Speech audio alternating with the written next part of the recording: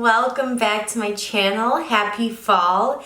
I thought I would get in some fall attire. I got like this nice new sweater from Lucky Brand. I got my Haunted Mansion ears on.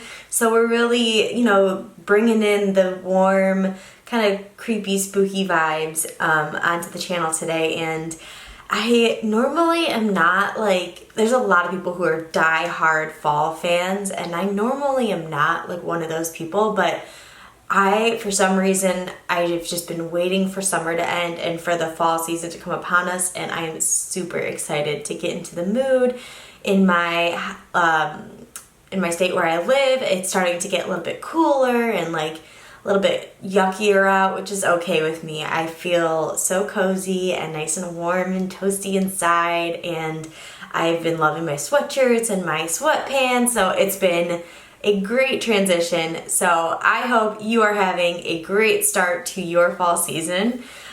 So today's video is actually going to be a video where I do a little bit more talking and a little less showing. With the 50th anniversary of Disney World coming to us in such short time, literally we are so close. October 1st is coming faster than you could imagine.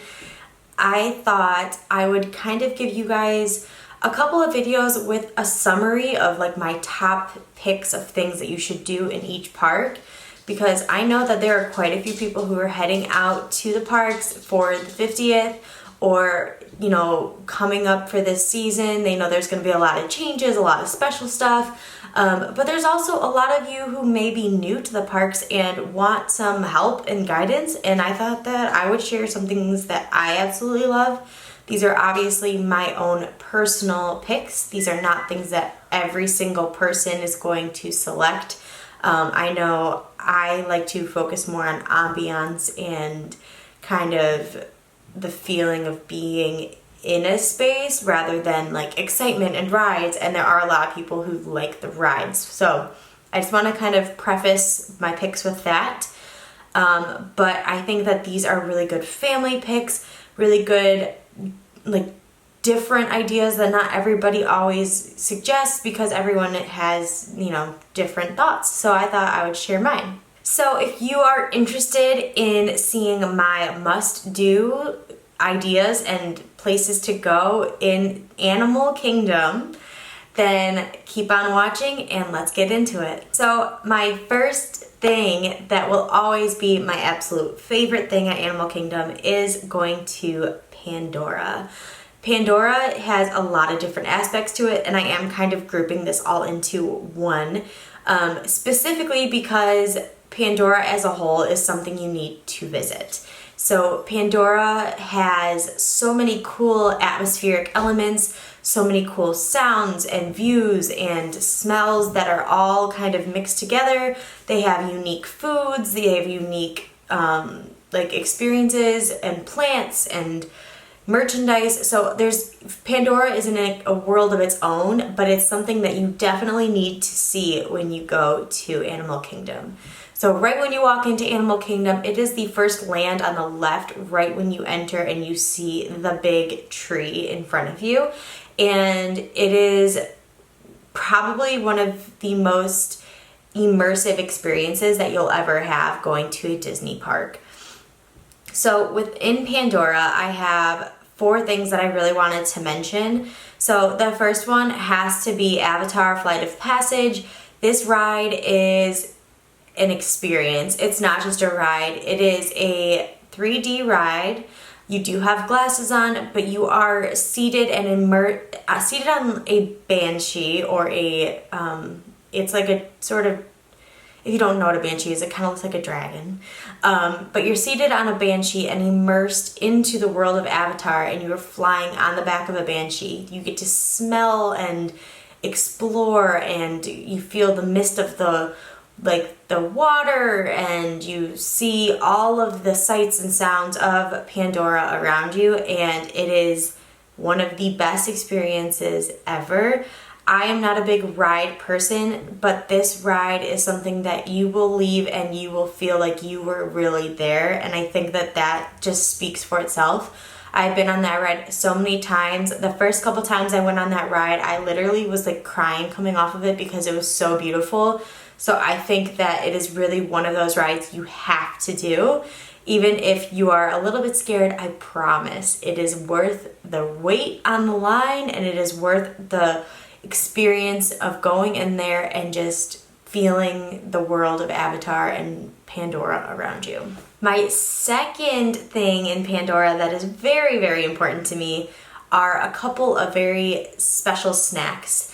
And I'm sure you've heard of these, and if not, you need to experience these. They are right next to the merchandise of the Flight of Passage exit store. So like you come off of Flight of Passage, you go through the merchandise store, and then right outside of that merchandise store there is a place called Pangu Pangu.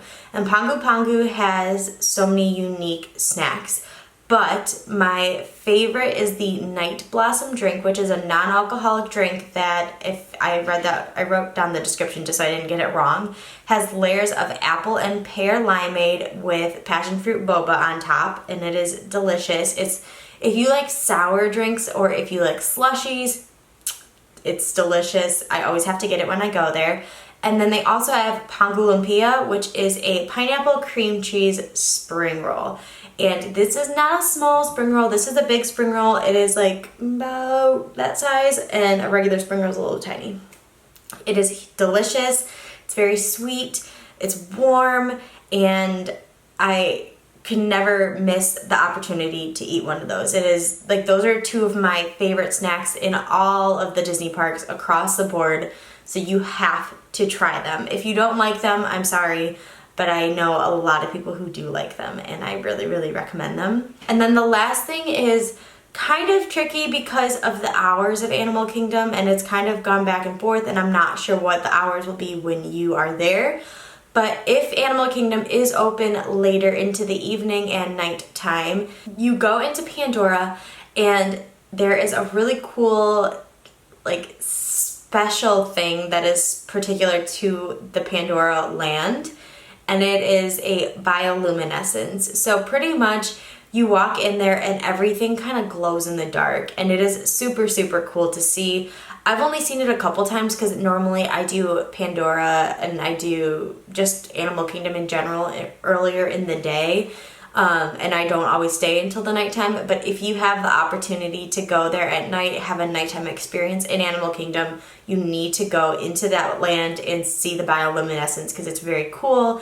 The sounds change, it's quiet, but you get to see all of this really cool glow in the dark effect throughout the land, and it is beautiful, so highly recommend. So moving on past Pandora, I wanted to talk about another land, and it's kind of hidden past the center of like where the tree is. It's called Discovery Island, and then you move across into the area where there's like kind of almost like a carnival feel, where you have like some games to play and, you know, some cute little snacky areas.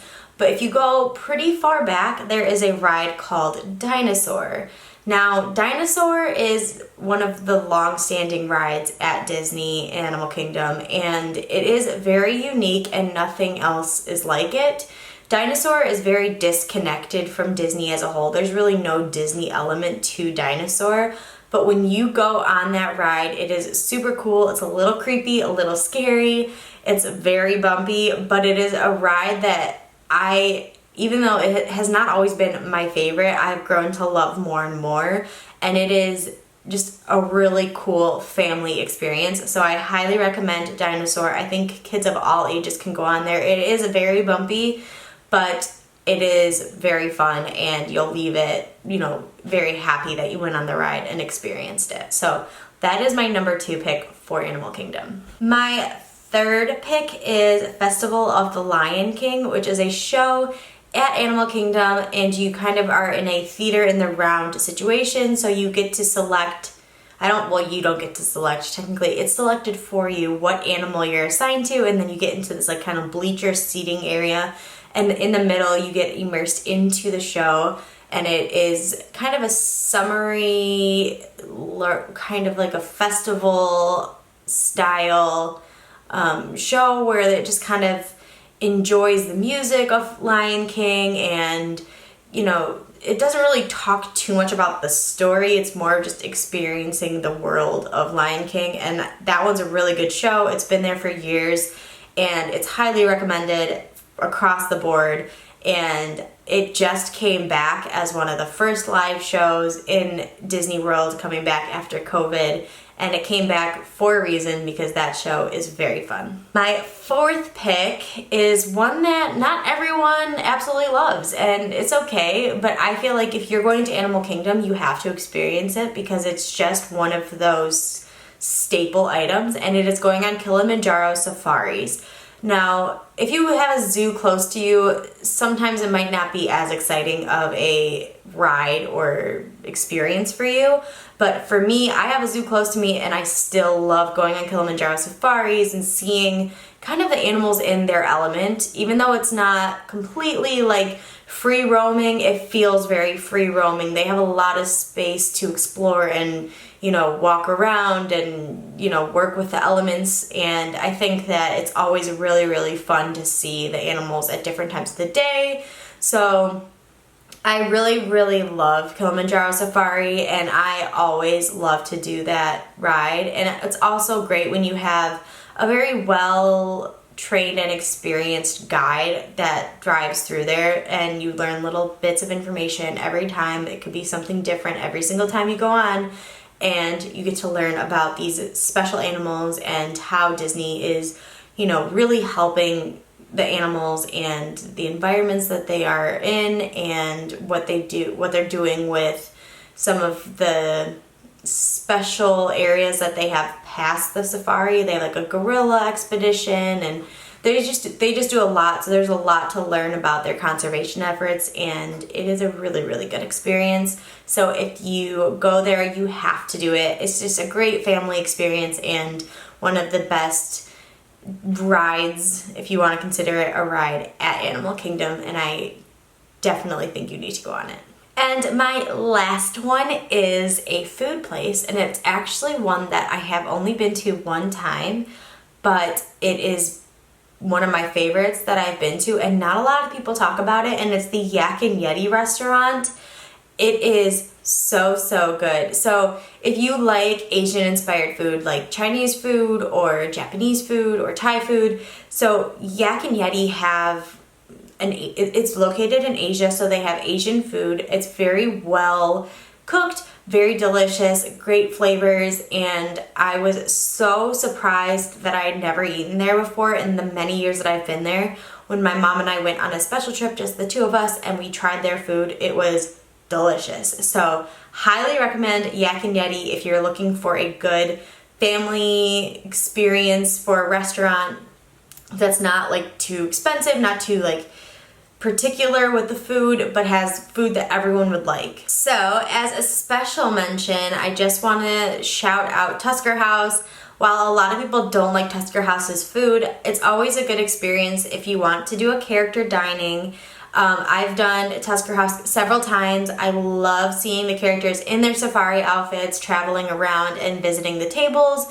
So I believe the character dining experience is back up and running. I do not know if it is back to buffet style or if it is family style or plated, but it is a very good experience if you are interested in doing a character dining experience in Animal Kingdom. I do love that one. A lot of people for some reason don't.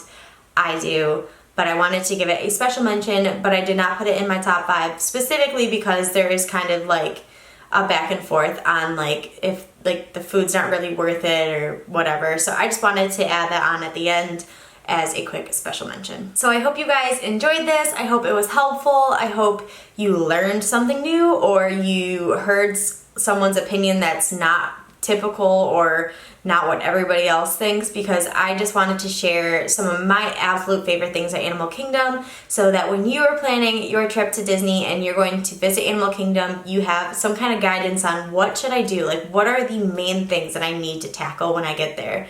So I really wanted to mention those. These are very family friendly. These are all very like good for any people who want to experience Animal Kingdom without going on all the extreme rides, without, you know, feeling nervous and not really sure what to do. These are the things to do. I guarantee that every single thing on my list is super special in their own way, and that it's worth every, you know, minute that you put into experiencing those items. Thank you guys so much for tuning in. If you are new here and you stuck around to the end, please hit that subscribe button down below and join my Disney YouTube family here. And I hope that you guys have an amazing start to the rest of your fall season. And I hope that, you know, we're getting all in those cuddly, cozy vibes and getting ready to experience an amazing couple of weeks. And Halloween is coming up, so many great things. But yes, so thank you guys so much for tuning in. I love you all so much and have a good one. Bye guys!